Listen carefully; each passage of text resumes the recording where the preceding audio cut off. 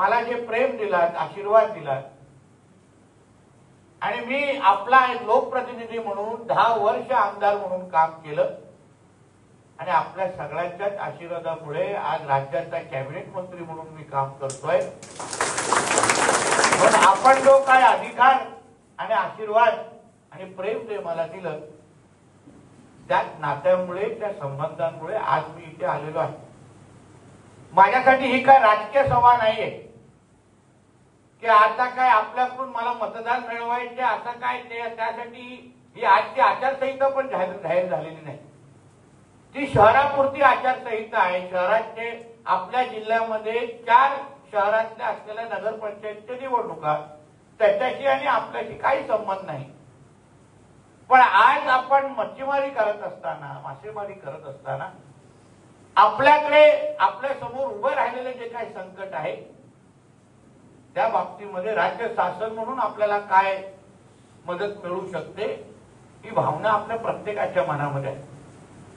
मला एक मनाचं समाधान असं वाटतं की जेवढी गर्दी आज इथे बघितल्यानंतर आपण माझ्याकडून जेवढ्या अपेक्षा ज्या ठेवल्या आहेत हे बघून खरंच मला मनापासून समाधान वाटतं। कारण हक्काच्या माणसाकडूनच अपेक्षा आपण व्यक्त करतो की माझ्या घरचा माणूस आहे आणि आज तो कॅबिनेट मध्ये बसलाय, आज मंत्रालयामध्ये बसलाय आणि ते आमची व्यथा समजून घेतील आणि आम्हाला निश्चित पद्धतीने मदत करतील, हा जो विश्वास तुमचा माझ्याबद्दल आहे ना तो माझ्यासाठी अतिशय महत्वाचा आहे आणि तुम्ही कधीच कमी होऊन जाणार, कधीच कमी होऊन जाणार। माझ्यासाठी आपल्या सगळ्यांचं संकट हे माझं संकट आहे, माझ्यावर आलेलं संकट आहे। मला माहिती आहे आपण कुठल्या कष्टामुळे आणि कुठे मेहनतीने आपण मासेमारी करता। आम्हाला बोलणं सोपं असलं तरी किंवा कधी कधी ताटातला मासा खाणं सोपं असलं तरी आपण ते मिळवण्यासाठी आपल्या जीवाच्या पलीकडे जाऊन हे कष्ट करता, हे जाणीव असणाऱ्यापैकी मी एक कार्यकर्ता आणि एक नागरिक आहे। आणि म्हणून मी आपल्याला विश्वास देतो, हे काय निवडणुकीचं भाषण नाही आणि त्याच्याही पुढे आता 2029ला 4 वर्ष आहे आणि आपण ह्या 5 वर्षाच्या सरकारच्या पहिल्याच वर्षामध्ये आज इथे उभे आहोत। म्हणून आज जे काय मी आपल्याला विश्वास देईन त्याचा अनुभव घेण्यासाठी तुमच्याकडे पूर्ण 4 वर्ष आहे आणि म्हणून तुम्हालाही कळेल किंवा मी दिलेले शब्द, मी दिलेला विश्वास मी पुढची 4 वर्ष कसं पूर्ण करतो हा अनुभव घेण्यासाठी तुमच्याकडे बराचसा काळ आहे, बराचसा काळ आहे। म्हणून एक तुम्हाला मी विश्वास देईन की आज ही दुपारी माझ्याकडे रायगडचे मच्छीमार बांधव आलेले, संघटना आलेल्या आहे, त्यांच्या समोर पण हेच संकट आलेलं आहे। अवेळी समुद्र खवळायला लागलेला आहे, निसर्गामध्ये एवढे बदल होत चाललेले आहेत ते नेमकं आज जेव्हा मासेमारीचा सीझन सुरू झाल्यानंतर नेमकं मासेमारी करायची कशी हा सगळ्यांच्या समोर आपल्या समोर प्रश्न निर्माण झालेला आहे। म्हणून मी माझ्या अधिकाऱ्यांना आज दुपारीच, मला माहित नव्हतं तुमचे हे सगळे प्रश्न आहे, पण तरी आज दुपारी माझे मत्स्य व्यवसायाचे जे सचिव आहेत खात्याचे प्लस आमचे मत्स्य कमिशनर जे आहेत, फिशरीज कमिशनर आहेत तावडे आणि त्यांच्या अंतर्गत असलेल्या सगळ्या अधिकाऱ्यांची बैठक आजच दुपारी घेऊन आलोय आणि मग मी त्यांना असा अभ्यास करायला सांगितलंय की अगर आपण आपल्या राज्यामध्ये आपण मासेमारीला कृषीचा अगर दर्जा दिला असेल आणि आपण आता मासेमारीला शेतकऱ्यांबरोबर अगर तुलना करतोय, मच्छीमारांना अगर शेतकऱ्यांबरोबर तुलना करतोय, त्या चौकटीमध्ये अगर तुम्हाला आम्ही बघतोय मग जी मदत शासन म्हणून आपण शेतकऱ्यांना देतो, मग अवकाळी पाऊस असेल किंवा पूर परिस्थिती असेल, नुकसान भरपाई असेल, काही असो, सगळ्या बाबतीमध्ये आपण शेतकऱ्यांना सगळ्या परिस्थितीमध्ये आपण शासनमधून मदत करतो। असे कुठलीच परिस्थिती नाही आपण त्या पद्धतीने मदत त्यांना करतो। मग आता अगर मच्छीमारांना अगर आपण शेतकऱ्यांच्या दृष्टिकोनातून पाहत असाल तर तुम्ही असा एक रिपोर्ट तयार करा की अगर अवकाळी पाऊस आणि अशा पद्धतीच्या समुद्रामध्ये अगर परिस्थिती आली आणि आम्हाला आमची मच्छीमारी करायची काळात अगर मच्छीमारी करायला जमलं नाही किंवा निसर्गाने आम्हाला त्या पद्धतीची परिस्थिती निर्माण केली नाही, तर जशी नुकसान भरपाई आपण शेतकऱ्यांना देतो तीच नुकसान भरपाई आपण मच्छीमारांना कशी देऊ शकतो आपण रिपोर्ट तयार करायला सांगितलेला आहे। मला साधारण आठवडा 10 दिवस लागेल तो पूर्ण रिपोर्ट तयार करण्यासाठी। मी प्रत्येक बाबतीचा अभ्यास करायला सांगितलेला आहे। आज आपण राज्यामध्ये कृषीचा दर्जा आणण्याच्या मागचे माझा विचारच हाच होता। बारकाईने बघायचो विरोधी पक्षाचा आमदार, कधी कधी मला बरं वाटतं की 10 वर्ष विरोधी पक्षाचा आमदार होतो, कारण का तुमच्यासाठी लढत असताना, संघर्ष करत असताना, त्या विधिमंडळामध्ये आवाज तोडून बोंबलत असताना तुमच्या खऱ्या अर्थाने व्यथा समजण्याची संधी मला मिळाली। डायरेक्ट सत्तेतला आमदार झालो असतो तर कदाचित त्याची व्यथा पण जास्त, त्याची तीव्रता समजली नसती। आज विरोधी पक्षामध्ये असल्या 10 वर्ष काम करत असताना मला कळलं की मासेमारीची परिस्थिती नेमकी कशी असते। पारंपरिक मासेमारी करत असताना कुठल्या परिस्थितीत कुठल्या विविध पद्धतीने अन्याय होतो या सगळ्या बाबतीची व्यवस्थित पद्धतीची जाण आहे। माझ्या 10 वर्षाच्या कारकिर्दीमध्ये जेवढे मच्छीमार मंत्री माझ्या अगोदर झाले त्यांना जाऊन विचारा, असं एकही अधिवेशन नाही जेव्हा तेव्हाच्या मच्छीमार मंत्र्याला मी हैराण करून सोडलं नाही। लोक बोलायचे ह्याला गप्प बसवा, मला यायचंच नाही सभागृहात, हा राणे उठेल आणि मला हैराण कर।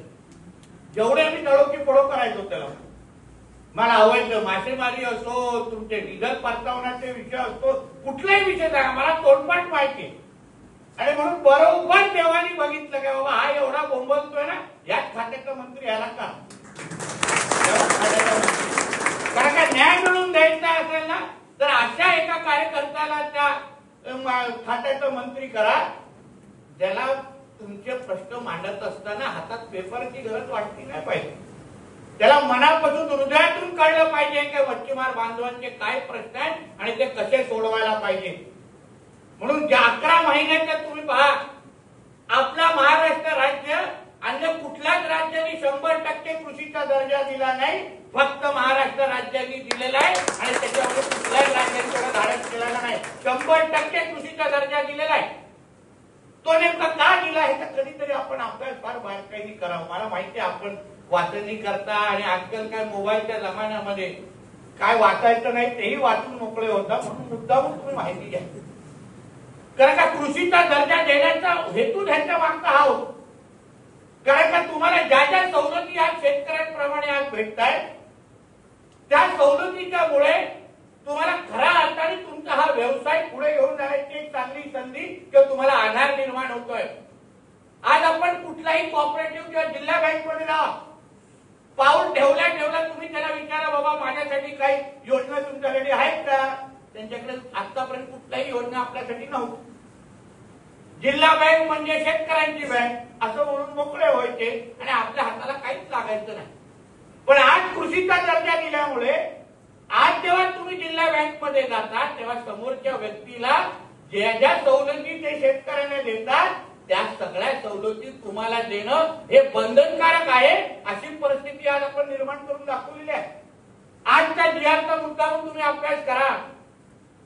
आज आपण किसान क्रेडिट कार्ड पासून, विमा कवच पासून, विजेची सवलत सगळ्याच्या सगळ्या तुम्हा लोकांना आज देऊन दाखवलेला आहे। किसान क्रेडिट कार्डच्या अंतर्गत 2 लाखाचं कर्ज आज तुम्हाला 4% व्याजावर तुम्हाला उपलब्ध होणार आहे, जे शेतकऱ्यांना त्या निमित्ताने आधार। विजेची जे काय तुम्हाला सवलत तिथे भेटणार आहे ते आतापर्यंत शेतकऱ्यांना तुम्हाला काही सवलती भेटायची।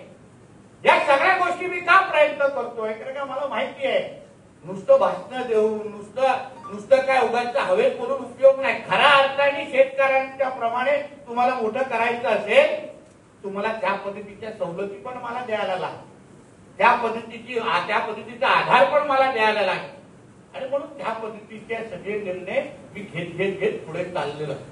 म्हणून तुम्ही एक बाबतीमध्ये निश्चिंत राहा। आज जसा आपण कृषीचा दर्जा देऊन दाखवला, मी सरकारच्या पहिल्या 100 दिवसामध्ये मी आदरणीय मुख्यमंत्री साहेबांकडे गेलो, त्यांच्या म्हणजे चीफ सेक्रेटरीकडे गेलो। मी वैयक्तिक कधी कॅबिनेट मंत्री चीफ सेक्रेटरीकडे जाऊन कुठलाही जास्त विषय समजवायला बघत नाही, पण मला माहिती होतं की मला हा विषय पास करून कॅबिनेटमध्ये घ्यायचा आहे। मी स्वतः माझ्या सगळ्या 8-9 अधिकाऱ्यांना त्यांच्याकडे घेऊन गेलो आणि त्यांना सांगितलं की साहेब ह्या गोष्टी झाल्या पाहिजे, मला कुठल्याही पद्धतीने हा निर्णय तुम्ही करा. आणि त्या पद्धतीने मी तो निर्णय करून घेतलेला. हे तुम्हाला का सांगतोय, जेणेकरून तुम्हाला कळलं पाहिजे की तुमच्या माणसाचं कॅबिनेटमध्ये वजन किती आहे हे सांगण्याचा मी प्रयत्न करतो. म्हणून आज त्या गोष्टी तुम्हाला मी सांगून जाईल की आपल्याला नुकसान भरपाई पाहिजे कारण तुमचा अधिकार आहे. अहो हित वेळ आहे, आमच्या खिशामध्ये घरामध्ये काहीतरी आम्ही घेऊन जाऊ शकतो. हित हात तो सीझनचा वेळ असतो, त्याच्यानंतर कधी वेळचं सीझन आम्हाला थोड्या दर आठवड्यामध्ये समुद्राची परिस्थिती बदलते, बाजारपेठाची परिस्थिती बदलते. आता अगर आम्हाला समुद्रामध्ये जायला मिळणार नाही तर आम्ही जायचं कधी. आणि तेव्हा अगर निसर्गामुळे अगर आम्हाला संधी भेटत नसेल तर सरकार ही व्यवस्था ही तुमच्यासाठी निश्चित पद्धतीने उभी राहील, हा विश्वास तुम्हाला मी आजच्या निमित्ताने देऊन टाकतो. व्यवस्थित पद्धतीने आपण अभ्यास करू बाबा, कशा नुकसान भरपाई दिली पाहिजे, कोणाला कुठल्या निकषामध्ये बसवायचं, त्याला सरसकट द्यायची असेल ती कशी द्यायची, हे सगळ्याचा अभ्यास करू. डिसेंबरचं अधिवेशन येत आहे बघा. 3 डिसेंबरला 4 डिसेंबरला निवडणुका नगरपालिकेच्या संपतील, 8 डिसेंबरला आमचं नागपूरला अधिवेशन. तेव्हा मुख्यमंत्री साहेबांशी बोलून तेव्हा नुकसान भरपाईचा प्रस्ताव कसा आणता येईल यावर तुमचा माणूस काम करेल, याच्यामध्ये तुम्ही निश्चित करा. याच्यावर आपण मार्ग काढायचा म्हणजे 100% काढायचा, त्याच्यामध्ये काही दोष परिणाम. मी तुमच्या बाजूचा आहे आणि तुमची भावना ही माझी भावना करून मी सरकारकडून करून घेणार आहे. आज तुम्हाला या निमित्ताने मी तुम्हाला सांगतो, हे तुम्हाला या निमित्ताने सांगतो. दुसऱ्या वेळेला अवैध मासेमारी हे जे बोलले मी त्याच्याशी काही सहमत नाही.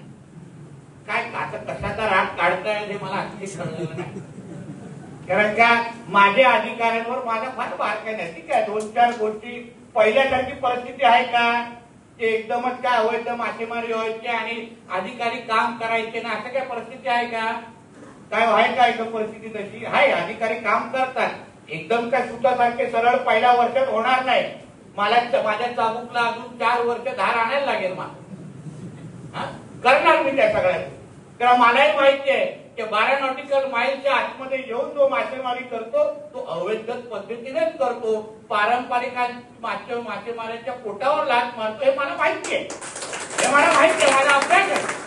12 नॉटिकल माईलच्या बाहेर राष्ट्रामध्ये राष्ट्रीय हद्द असते आणि 200 नॉटिकल माईलच्या बाहेर आंतरराष्ट्रीय हद्द असते. याचा अभ्यास असणारा माणूस आहे मी, म्हणून मला चांगल्या पद्धतीने माहिती आहे. म्हणून एकदमच काय परिस्थिती बेकार आहे असं मानणार मी ते माझ्याकडे आता मला कारवाईचे आकडे माझ्याकडे नाही आहेत, नाही तर मी तेही आकडे आणले असते. मला काय माहिती होतं की माझीच माणसं माझ्या चिरफाड करतील, नाही तर तेही आकडे आणले, ते आकडे आणले.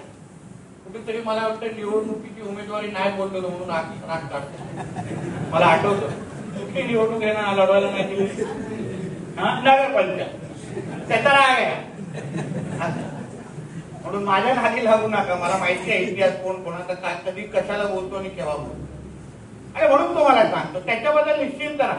आपण आता 10 अजून गस्ती नौका विकत घेतोय, 10, ते पण स्टीलच्या आहेत, जेणेकरून ड्रोनच्या बरोबर त्या गस्ती नौका पण आपल्या किनारपट्टीवर मिळतील. कारण आत्ताच्या ज्या काही लाकडी गस्ती नौका आहेत त्याला चालून पण कोणाला पकडणार नाही अशी अवस्था आहे त्याला.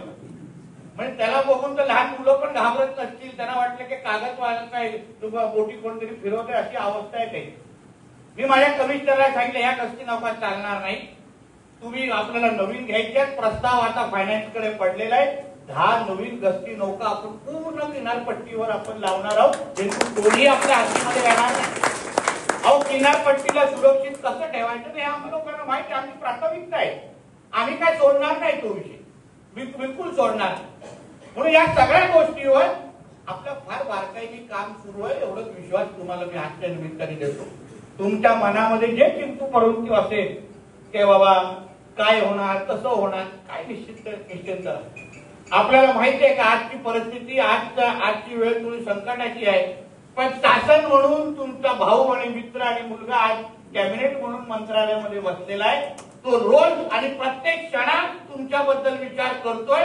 हे विचार करून तुमचा आयुष्यभर अशी चिंता करू नका. एकही मिनिट मला माहिती आहे तुमच्यावर जे संकट येत आहे, घरी गेल्यावर मुलं आणि बायको अपेक्षेने पाहते का आज तरी काहीतरी आणलंय का, हा जे काय प्रश्न तुमच्याला विचारलं जात आहे त्याला निश्चित पद्धतीने उत्तर मी देणार. हा विश्वास तुम्हाला ह्या मेळाव्याच्या निमित्ताने मी आज देऊन जातो. आजचा जो निर्णय घेतला ना 15 लाख मच्छीमारांना थेट त्याचा फायदा आहे. तुम्ही व्यवस्थित अगर बेरीज लावली तर प्रत्येकाला त्या योजना माध्यमातून प्रत्येक मच्छीमाराला 8,000 रुपये हे प्रत्येक मच्छीमाराला या 15 लाख मच्छीमारांना मिळू शकतात. अशा पद्धतीची योजना आहे. थोडी फक्त विस्तृत जाऊन माहिती घ्यावी अशी मी तुम्हाला विनंती आहे. किंवा तेली साहेब तुम्ही जे काही जे थोडं तज्ञ आणि जे अभ्यासू लोक आहेत ना त्यांनी थोडं मार्गदर्शन करावं. किसान क्रेडिट कार्ड कसं घ्यावं त्याच्यासाठी यंत्रणा लावा ना. माझ्या अधिकारी तुम्हाला लोकांना देतो, तुम्ही बसवा त्या अधिकाऱ्यांना. सावळे साहेब तुम्ही लोक बसवा, लोकांना बसवा बरोबर. अभ्यास लोकांना माहिती लावून दे. कागदपत्र काय असतील, कागदपत्र कसे पाहिजे, कुठले पाहिजे ते गोळा करा लोकांचे. त्याच्यामध्ये काय 19-20 असेल तर मी बसतोय नाही ते, मी बसतोय. तुमचा माणूस बसलाय. सगळे 100% नसतील, 99% असतील ना. 1% नजरअंदाज करण्याची जबाबदारी माझी आहे ना. मी कुठे काय नाही बोलतो का 100%च पाहिजे असं नाही ना. मी बसतोय इथे. पण ह्या योजनांचा कसा 100% फायदा तुम्ही घेऊ शकता, ह्या ज्या काय तुम्ही कृषीच्या दर्जाच्या नंतर हे जे काय एक GR काढत चाललोय हे तुमच्या फायद्याचे आहे. फक्त तुम्ही थोडा याच्याबद्दल अभ्यास करा एवढी विनंती. पाहिजे मी अधिकारी पाठवतो, तुम्ही खोलात जाऊ. सोशल मीडिया पाहिजे म्हणजे तुम्ही व्हॉट्सअपवर मेसेज केली साहेब तयार करा. तसे तुमचे लांब लचक मेसेज असतात थोडं ह्याच्यावर तयार करा आणि मला पाठवण्यापेक्षा ह्यांना पाठवा. आहे का ना केली साहेब, थोडा ज्ञानात भर पडेल. हा खावड्याच्या तुम्ही काही लोकांचे असा अभ्यास जर तयार करावं. शासन म्हणून जसं आपण आज निर्णय घेतोय ना ते तुमच्या हिताचे आहेत. आम्हाला काय पेपरामध्ये आमचं नाव आलं पाहिजे किंवा न्यूज मध्ये आमचं नाव चाललं पाहिजे त्यासाठी हे निर्णय नाही. मी GRची कॉपी तुम्हाला लोकांना देतो, वाचा.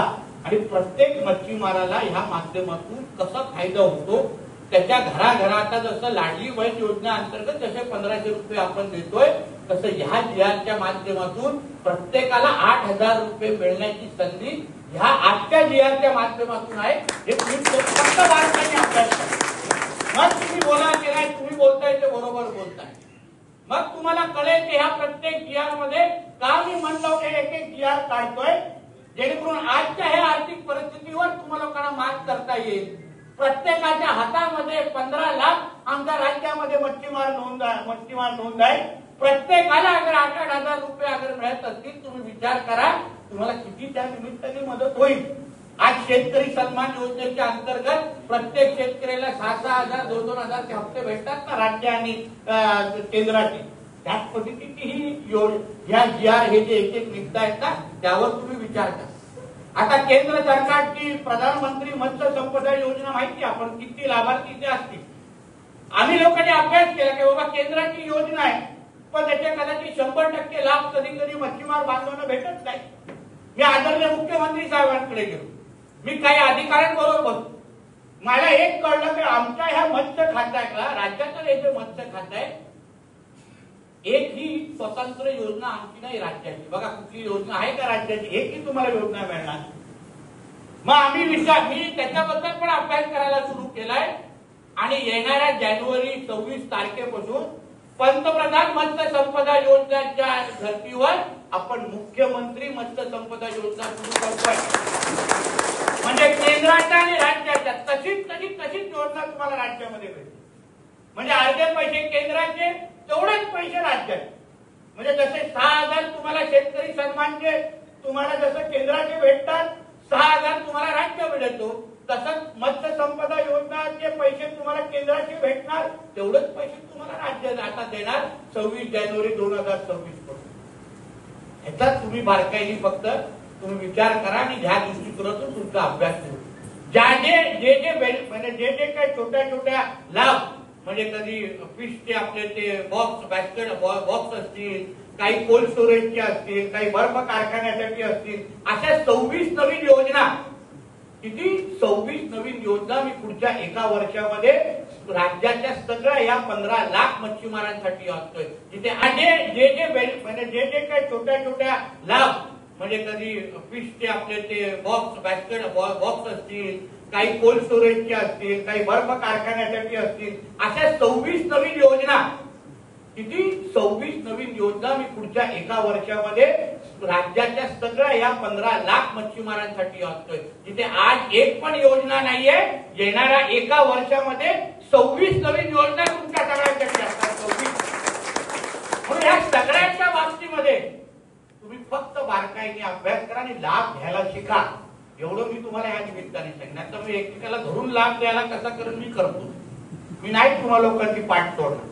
तुम्ही लोक माझे आहात. मी काही तुम्हा लोकांना मागे राहायला देणार नाही. मी 1-2 महिने वाट पाहणार. 1-2 महिने बघतोय फक्त लाभार्थी वाढतायत. नाही वाढले ना इथे टेबल लावून प्रत्येकाला जाणार गाडीत घर घेऊन आणि लाभार्थी बनव आणि परत घेऊन जा. एवढं का आवडो काय नाही आवड. तुम्ही नाही तर तुमची मुलं आणि आमच्या घरी बसणाऱ्या वहिनी तरी मला आशीर्वाद देतील ते बघून घेऊ.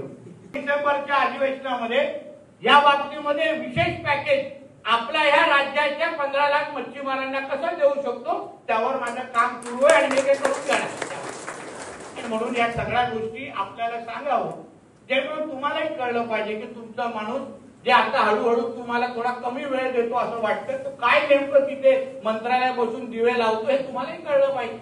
ते तुम्हाला वाटतं हा उगाच मुद्दा म्हणून येत नाही असं नाही. भरपूर काम करतो.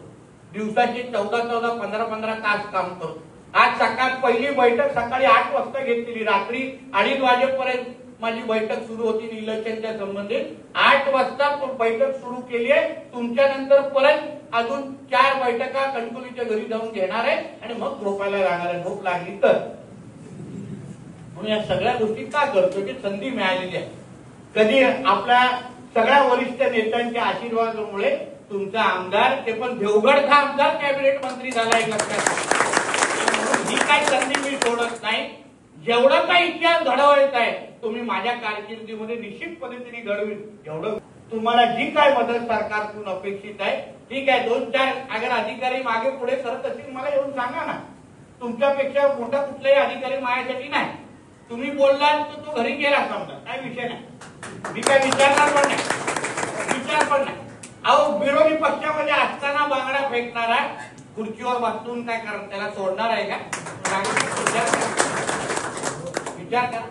म्हणून आपण नेहमी तुमची बाजू घेणाऱ्यापैकी कार्यकर्ता म्हणून मी आतापर्यंत काम करत आलेलं आहे. फक्त तुम्ही विचार करा आणि ह्या दृष्टिकोनातून तुमचा अभ्यास करू. म्हणजे जे काही छोट्या छोट्या लाभ म्हणजे कधी फिशचे आपले ते बॉक्स बास्केट बॉक्स असतील, काही कोल्ड स्टोरेजचे असतील, काही बर्फ कारखान्यासाठी असतील, अशा 26 नवीन योजना. किती 26 नवीन योजना मी पुढच्या एका वर्षामध्ये राज्याच्या सगळ्या या 15 लाख मच्छीमारांसाठी आणतोय, जिथे आज एक पण योजना नाहीये. येणाऱ्या एका वर्षामध्ये 26 नवीन योजना तुमच्या सगळ्यांसाठी असतात. 26. म्हणून या सगळ्यांच्या बाबतीमध्ये तुम्ही फक्त बारकाईने अभ्यास करा आणि लाभ घ्यायला शिका. एवढं मी तुम्हाला या निमित्ताने सांगणार. तर मी एकमेकाला धरून लाभ द्यायला कसा करून मी करतो. मी नाही तुम्हा लोकांची पाठ तोडणार. तुम्ही लोक माझे आहात. मी काही तुम्हा लोकांना मागे राहायला देणार नाही. मी 1-2 महिने वाट पाहणार. 1-2 महिने बघतोय फक्त लाभार्थी वाढतायत. नाही वाढले ना इथे टेबल लावून प्रत्येकाला जाणार गाडीत घर घेऊन आणि लाभार्थी बनव आणि परत घेऊन जा. एवढं का आवडो काय नाही आवड. तुम्ही नाही तर तुमची मुलं आणि आमच्या घरी बसणाऱ्या वहिनी तरी मला आशीर्वाद देतील ते बघून घेऊ. म्हणून हे फायदे तुम्हाला आले पाहिजे, घ्यायला आले पाहिजे. हे सगळ्या योजना तुमच्यासाठी आम्ही काढतोय. तुम्ही व्यवस्थित पद्धतीने अभ्यास करून अगर केला ना, अहो सरकार तुमचं आहे, मंत्री तुमचा आहे, घरातला माणूस आहे, मत्स्य व्यवसाय मंत्री आहे. काय मागे पुढे बघू नका. हक्काने सगळ्या गोष्टींचा लाभ घ्यायला शिका. एवढं ह्या निमित्ताने मी तुम्हाला आवर्जून सांगतो. म्हणून आपण सगळ्या जणांना एवढं विश्वास देईल. तुमच्या नजरेसमोर जे तुम्हाला आज संकट दिसतंय ते संकट दूर करण्यासाठी जेणेकरून या वर्षी तुम्हाला जो त्रास झालाय ठीक आहे. आपण 2 महिने आपल्याला थांबायला लागलं. पुढच्या वेळी अशीच परिस्थिती आली तर तुम्हाला थांबण्याची गरज भासणार नाही. एवढी काळजी मी निश्चित पद्धतीने घेईन. हाही विश्वास तुम्हाला या निमित्ताने देतो. या वर्षात तर आपण करू बघू. आपण डिसेंबरच्या अधिवेशनामध्ये या बाबतीमध्ये विशेष पॅकेज आपल्या ह्या राज्याच्या 15 लाख मच्छीमारांना कसं देऊ शकतो त्यावर माझं काम सुरू आहे आणि मी ते करून जाणार. म्हणून या सगळ्या गोष्टी आपल्याला सांगावं जेणेकरून तुम्हालाही कळलं पाहिजे की तुमचा माणूस जे आता हळूहळू तुम्हाला थोडा कमी वेळ देतो असं वाटतं तो काय नेमकं तिथे मंत्रालयात बसून दिवे लावतो हे तुम्हालाही कळलं पाहिजे. ते तुम्हाला वाटतं हा उगाच मुद्दा म्हणून येत नाही, असं नाही. भरपूर काम करतो, दिवसाचे 14-14, 15-15 तास काम करतो. आज सकाळ पहिली बैठक सकाळी 8 वाजता घेतलेली, रात्री 2:30 वाजेपर्यंत माझी बैठक सुरू होती इलेक्शनच्या संबंधित. 8 वाजता बैठक सुरू केली आहे. तुमच्या नंतर परत अजून 4 बैठका कणकवलीच्या घरी जाऊन घेणार आहे आणि मग झोपायला जाणार आहे, झोप लागली तर. म्हणून या सगळ्या गोष्टी का करतो की संधी मिळालेली आहे. कधी आपल्या सगळ्या वरिष्ठ नेत्यांच्या आशीर्वादामुळे तुमचा आमदार, ते पण देवगडचा आमदार कॅबिनेट मंत्री झाला आहे, लक्षात. ही काही संधी मी सोडत नाही. जेवढं काही इतिहास घडवायचा आहे तुम्ही माझ्या कारकिर्दीमध्ये निश्चित पद्धतीने घडवील, एवढा विश्वास तुम्हाला मी आजच्या निमित्ताने देतो. तुम्हीही सगळेजण आपल्या आपल्या पद्धतीने निश्चिंत राहा. तुम्हाला जी काय मदत सरकारकडून अपेक्षित आहे, ठीक आहे. 2-4 अगर अधिकारी मागे पुढे करत असतील मला येऊन सांगा ना. तुमच्यापेक्षा मोठा कुठलाही अधिकारी माझ्यासाठी नाही. तुम्ही बोललात तर तो घरी गेला समजा, काय विषय नाही. मी काय विचारणार पण नाही, विचार पण नाही. अहो, विरोधी पक्षामध्ये असताना बांगडा फेकणारा खुर्चीवर बसून काय करत, त्याला सोडणार आहे का? विचार करा. म्हणून आपण नेहमी तुमची बाजू घेणाऱ्यापैकी कार्यकर्ता म्हणून मी आतापर्यंत काम करत आलेलो आहे. पण त्याची तुम्ही निश्चिंत राहा. आपल्याला सगळ्या बाबतीमध्ये आपल्याला तुमचं हित हेच माझ्यासाठी महत्वाचं समजून मी आतापर्यंत काम करतो आणि ह्याही पुढे काम करेन, हा विश्वास तुम्हाला मी आजच्या निमित्ताने देतो. परत एकदा तुम्ही सगळेजण आज मोठ्या संख्येने जमलात. खरं म्हणतं 8:30ची बैठक होती, मला यायला 10-10:30 झाले. टेलिव्हिजनचं म्हणणं बरोबर, म्हणजे एअरपोर्टवरच मला उशीर झाल्यामुळे मला यायला थोडा विलंब झाला. यासाठी मनापासून मी आपली दिलगिरी व्यक्त करतो. परत एकदा आपण एवढे मोठे संख्येने जमलात.